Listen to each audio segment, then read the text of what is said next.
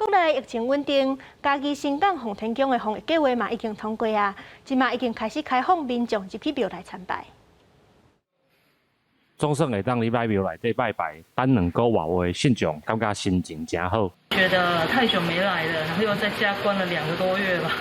对，然后出来透透气，然后到庙里面走一走，还蛮喜欢。感觉真欢喜，当甲妈祖安尼见面啊相会。嘉义县新港洪天宫7月19提报给主管机关的防疫计划，23审核通过了后，开始会当入去庙内底来拜拜。洪天宫表示，除了实验制、防体温、定时消毒，搁爱人流控制，保持社交距离。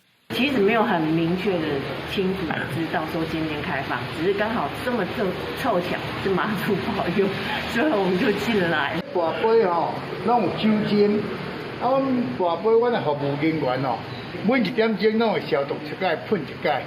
因为疫情的关系，禁止民众来到这，只会当伫临时祭拜的所在拜拜。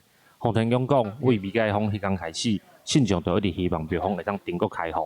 即马防疫计划已经开始执行，希望信众会当伫安心佮安全的环境进行宗教活动。记者林慧婷，嘉义报道。